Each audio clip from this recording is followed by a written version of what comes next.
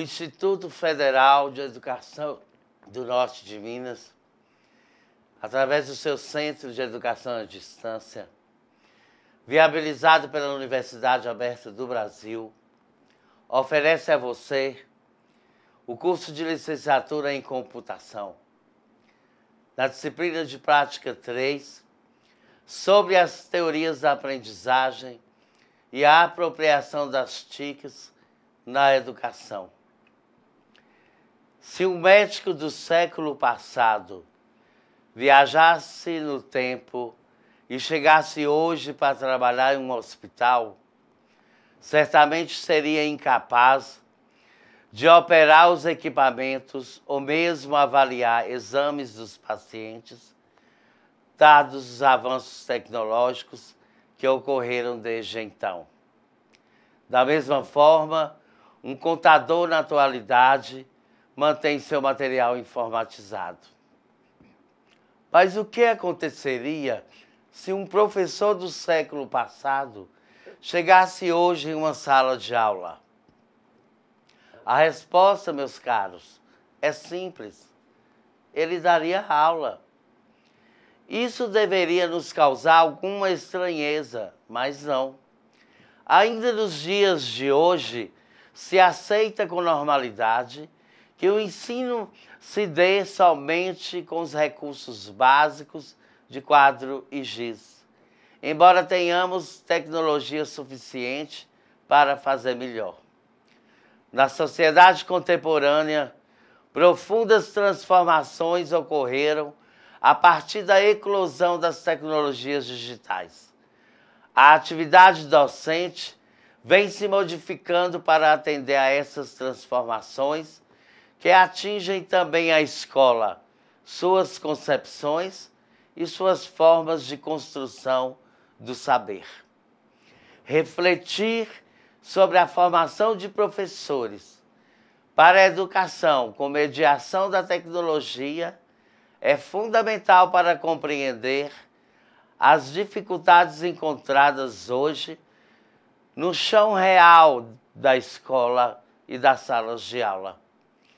Esse debate emergente tem produzido políticas públicas de capacitação profissional sem muito sucesso, quando esbarram na má formação do professor e nas condições físicas dos instrumentos disponíveis na escola.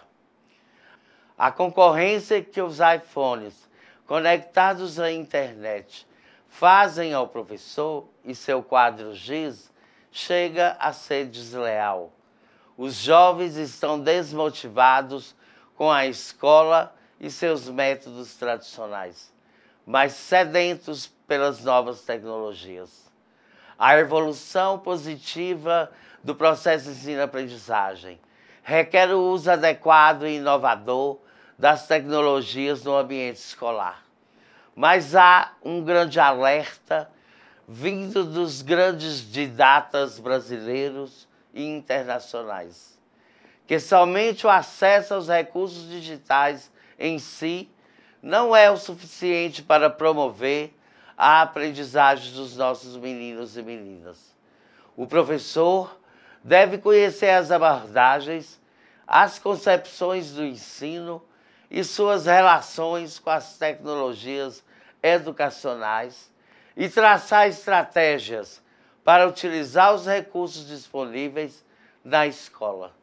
Vejam só, principais abordagens e concepções do ensino e as tecnologias educacionais.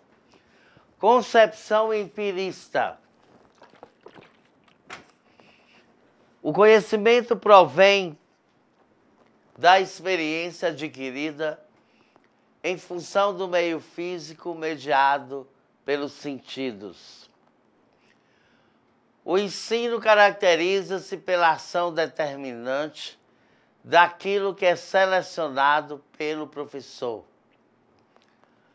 Conteúdos didáticos e objetos digitais com vista à aquisição de conhecimentos pelos alunos.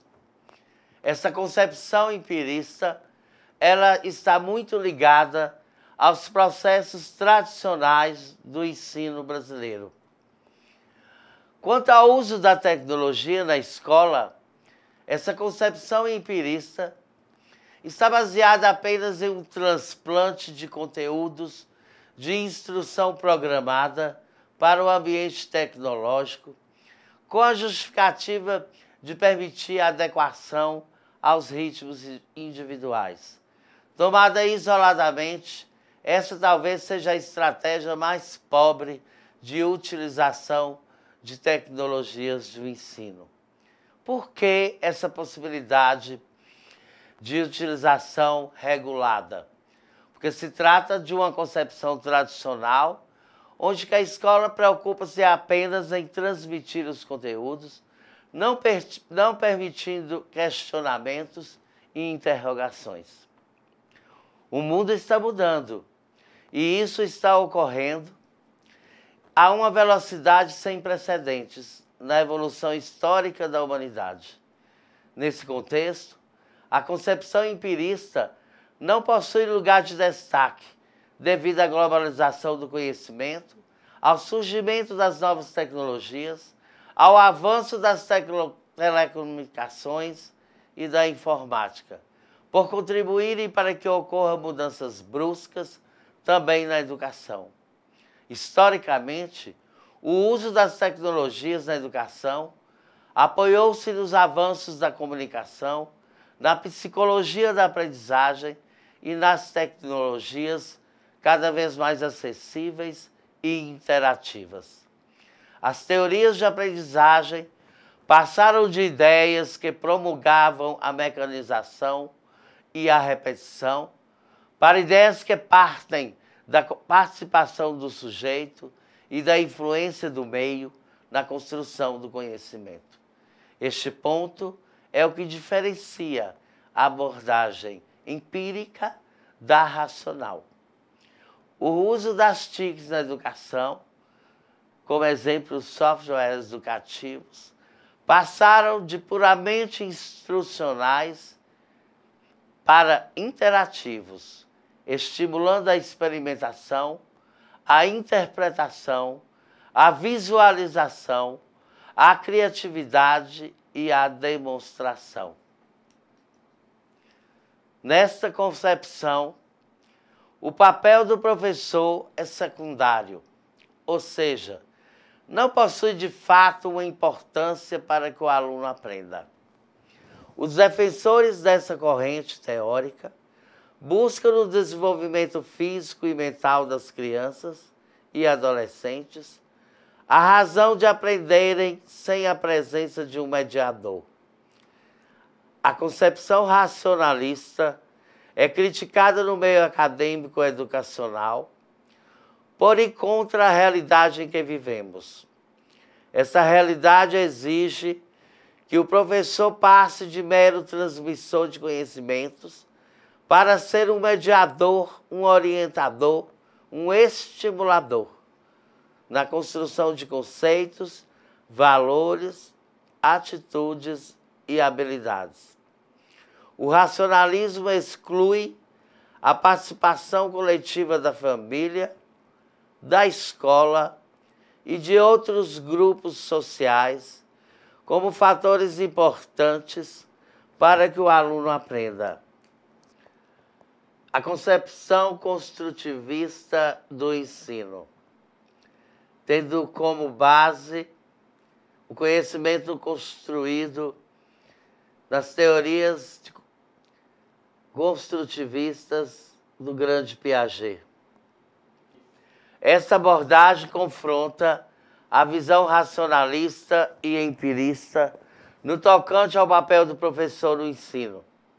A abordagem construtivista exige que o professor tenha o dever de contribuir na educação do jovem cidadão no momento de mudanças, incertezas e de resgate de valores essenciais para se viver na sociedade das tecnologias. O construtivismo faz com que o professor exerça o papel de mediador entre o aluno e o objeto da aprendizagem. Saiba lidar com os erros e ser um estimulador da aprendizagem. A educação do século XXI deve não apenas formar trabalhadores para exigências do mercado de trabalho, mas cidadãos críticos capazes de transformar um mercado de exploração em um mercado que saiba valorizar o conhecimento como mercadoria valiosa neste início de século. No mundo das tecnologias educacionais digitais, o aluno precisa adquirir habilidades como fazer consultas em livros, entender o que ler, tomar notas, fazer sínteses, redigir conclusões, interpretar gráficos e dados, realizar experiências e discutir os resultados obtidos e ainda usar instrumentos de medida quando necessários, bem como compreender as relações que existem entre os problemas atuais e o desenvolvimento científico. Isso só será possível a partir do momento em que o professor assumir o seu papel de mediador do processo de ensino-aprendizagem, favorecendo a postura reflexiva e investigativa. Dessa maneira, ele irá colaborar para a construção da autonomia de pensamento e de ação, ampliando a possibilidade de participação social e desenvolvimento mental dos nossos alunos. O pesquisador norte-americano David Paul Alsubel dizia que quanto mais sabemos, mais aprendemos. Famoso por ter proposto o conceito de aprendizagem significativa, que encerra a série Teoria Passada a Limpo, ele é contundente na abertura do livro Psicologia Educacional. O fator isolado mais importante que influencia o aprendizado é aquilo que o aprendiz já conhece. Para ele, aprender significativamente é ampliar e reconfigurar ideias já existentes na estrutura mental e, com isso, ser capaz de relacionar e acessar novos conteúdos. O conteúdo é significativo para o aluno quando permitir a ele usá-lo em seu cotidiano, em suas relações e atividades rotineiras. De outro modo, é possível que ouçamos o aluno dizer: para que aprender isso? Considerando que o aluno já conheça algo do objeto que o professor planeja ensinar, a realidade das crianças e adolescentes, o ambiente físico e social onde vivem, são fatores fundamentais para garantir uma aprendizagem significativa, conforme Alsubel. Por isso, é importante o professor, ao lidar com as tecnologias na escola, identificar as ferramentas que realmente podem ser utilizadas como instrumentos educacionais e avaliar sua aplicação, de modo a promover a aprendizagem significativa, crítica e eficaz. A utilização da tecnologia na educação só faz sentido se trabalhadas de forma a estimular a construção do conhecimento. E essa construção, ela é coletiva. Estratégias didáticas que visem somente a repetição, a realização de cálculos sem sentido, não devem ser utilizadas. É importante utilizar as tecnologias a fim de desenvolver no aprendiz a criatividade, a intuição, o raciocínio, a investigação e a autonomia. Vejamos no próximo slide mais características positivas da teoria da aprendizagem significativa. A aprendizagem significativa, conforme Alsubel, possui uma excelente adaptação ao contexto da aprendizagem em ambientes virtuais. Por isso, atualmente utilizada como referencial em projetos de tecnologias educacionais. Vantagens da utilização dessa teoria. Novos conhecimentos são mais fáceis de serem compreendidos se forem relacionados aos saberes prévios dos alunos. Oferece uma teoria de aprendizagem que não altera o atual modelo de ensino. No processo de ensino, o aprendiz necessita ter uma experiência livre e pessoal ao consultar o material didático, com respeito aos seus conhecimentos prévios. Centrada no aluno, a aprendizagem significativa, defendida por Ausubel, oferece estratégias de ensino eficientes a partir da interação professor-aluno. A proposta de educação à distância, que pretende a promoção do ensino, ensejando que o aluno aprenda com as novas tecnologias, pretende sim a sua promoção social por meio da interação pela interatividade. A interatividade como mais um recurso para a intervenção do aluno no processo de aprendizagem, de forma que a sua participação possa influenciar outros e a si mesmo.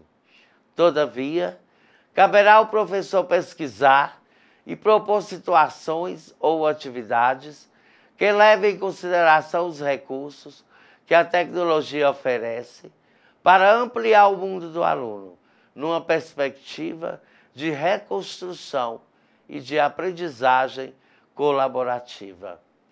Trata-se de mais uma concepção de ensino que confronta com o empirismo e o racionalismo. Vejamos como Vygotsky resume a teoria socio-interacionista. A teoria do socio-interacionismo e a tecnologia com os objetos digitais da educação, na visão de Vygotsky. A interação é a ponte da construção do conhecimento. Objetos digitais da sala de aula possibilitam a interação aluno-recurso e aluno-aluno. Os alunos aprendem mutualmente, mediados pelo professor, numa relação também colaborativa. A aprendizagem por cooperação é uma estratégia eficaz na sala de aula, porque permite a participação do aluno na aprendizagem e na troca de informações e de saberes entre os colegas e com os professores.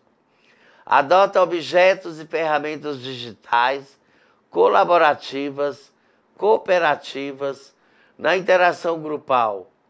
Os alunos interagem na discussão de conteúdos e trocam conhecimentos e significados nos ambientes virtuais ou na interação em sala de aula. Outra grande teoria é a teoria dos mapas conceituais de Joseph Novak. O que seria mapas conceituais?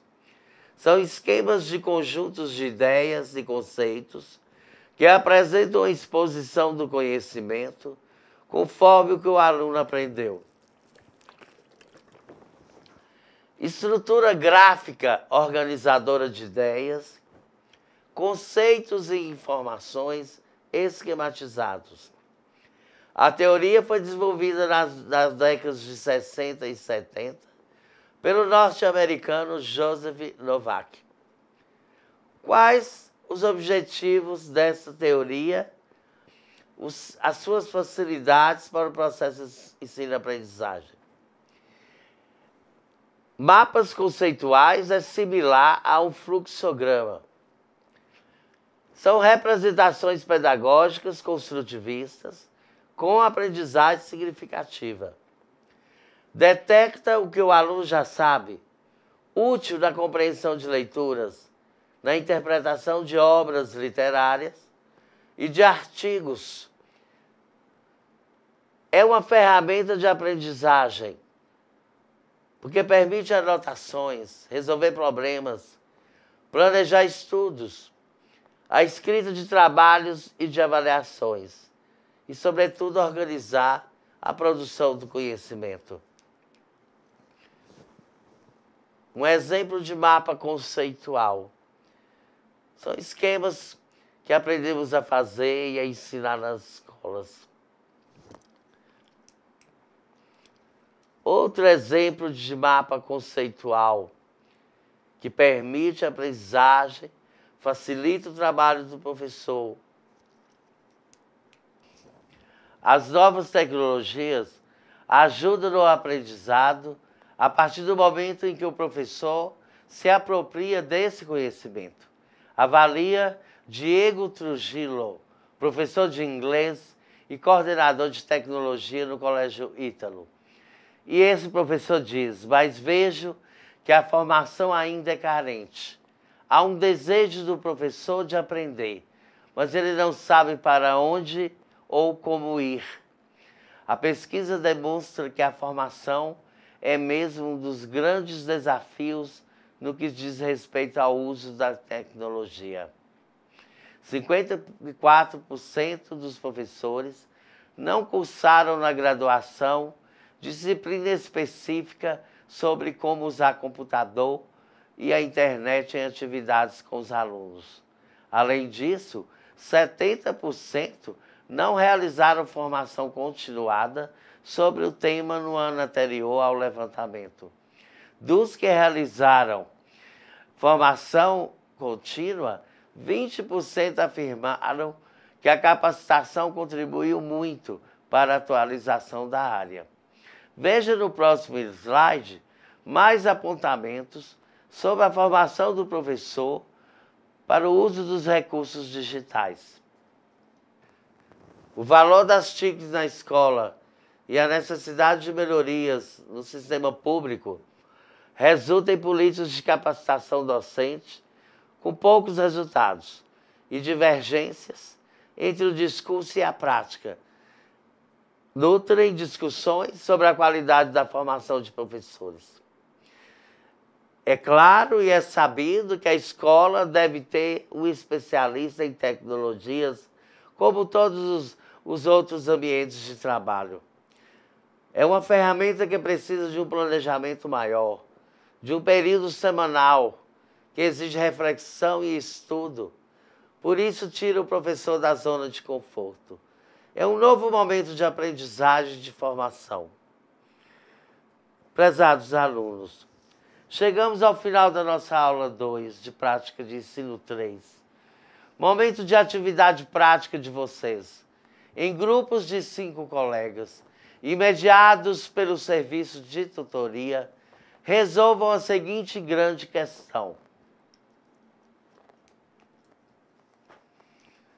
Conforme Juliana Fontoura, colunista da revista Mundo Educação, nós ainda temos uma escola que treina o aluno para memorizar e não para pensar.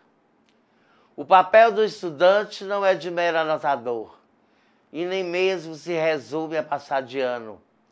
Sua função é interpretar a informação e avaliar se concorda com o professor. É uma cultura difícil de construir, mas necessária. A partir da afirmativa, que questões podemos levantar sobre a escola que temos, com os professores que nela estão e a chegada insistente e inevitável do uso das tecnologias digitais nesse século? Obstáculos a serem enfrentados. Quais? Que atitudes tomar? Cabe ressaltar que o uso das tecnologias na escola não pode ser por puro modismo, não deve ser aleatório, não deve ser sem planejamento e objetivos definidos. Não deve ter o intuito de treinar o estudante. Devemos ter o domínio dos conteúdos, ter objetivos definidos para conduzir a construção do conhecimento de forma investigativa e direcionada, ainda que em muitas ocasiões as direções são alteradas e devemos estar preparados para isso. As novas tecnologias levarão o homem a uma evolução mais rápida e ao conhecimento mais preciso. É necessário apenas dominá-las. As tecnologias requerem dos professores capacitados, que saibam como utilizá-las em benefício da aprendizagem. Mas o que se percebe é uma reação negativa de muitos educadores a essas inovações. Muitos ainda insistem em utilizar métodos tradicionais de ensino por não saberem lidar com os novos instrumentos tecnológicos. A transformação tão necessária exige que o professor demonstre profissionalismo, ética e, acima de tudo, compromisso com o sucesso dos alunos. O compromisso de conduzi-los ao aprendizado é o desafio para todos os que estão envolvidos hoje na educação brasileira. Grande abraço e até a próxima aula.